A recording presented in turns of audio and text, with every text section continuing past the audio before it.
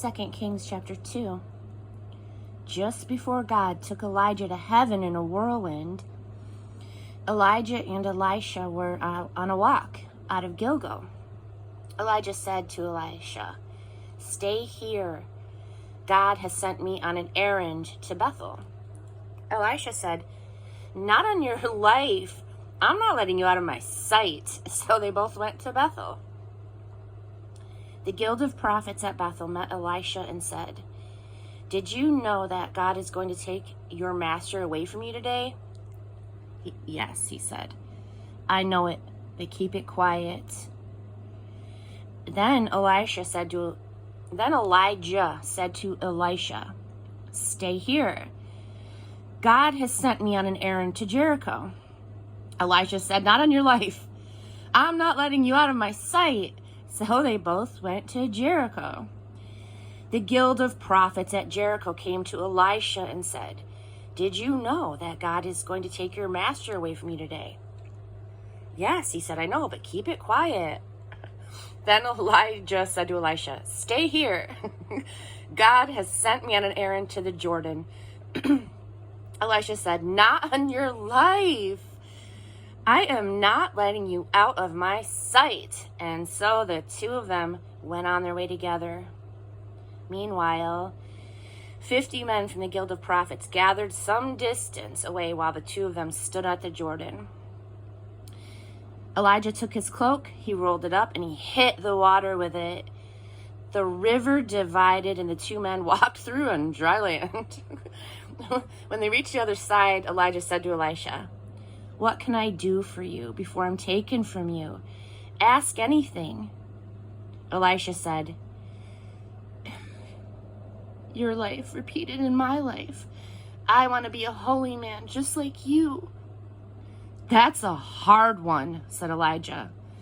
"But if you're watching when I'm taken from you, you'll get what you've asked for, but only if you're watching." And so it happened. They were walking along and talking. Suddenly, a chariot and horses of fire came between them, and Elijah went up in a whirlwind to heaven. Elisha saw it all and shouted, my father, you, the chariot and cavalry of Israel." When he could no longer see anything, he grabbed his robe and he ripped it to pieces. Then he picked up Elijah's cloak that had fallen from him. He returned to the shore of the Jordan and stood there. He took Elijah's cloak, all that was left of Elijah, and he hit the river with it, saying, "Now where is the God of Elijah? Where is he?" When he struck the water, the river divided, and Elisha walked through. The guild of prophets from Jericho saw the whole thing from where they were standing. They said, "The spirit of Elijah lives in Elisha." They welcomed and honored him. They then said, "We are at your service. We have 50 reliable men here. Let's send them out to look for your master. Maybe God's spirit has swept him off to some mountain or dropped him into a remote ravine." Elisha said, "No, don't send them." But they pestered him until he caved in. "Fine, go ahead, send them." So they sent the 50 men off. For 3 days they looked, searching high and low. Nothing. Finally, they returned to Elisha in Jericho. He told them, "So there, didn't I tell you?" One day, the men of the city said to Elisha, "You can see for yourself, master, how well our city is located.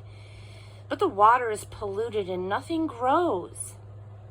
He said, "Bring me a brand new bowl and put some salt in it." They brought it to him. He then went to the spring, sprinkled the salt into it, and proclaimed, "God's word, I have healed this water. It will no longer kill you or poison your land."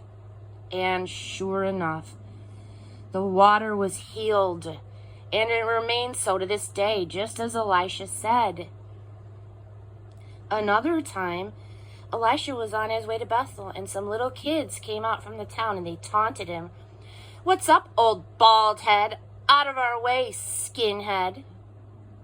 Elisha turned, he took one look at them, and he cursed them in the name of God.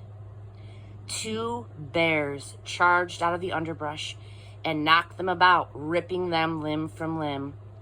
42 children in all. Elisha went on to Mount Carmel and then returned to Samaria.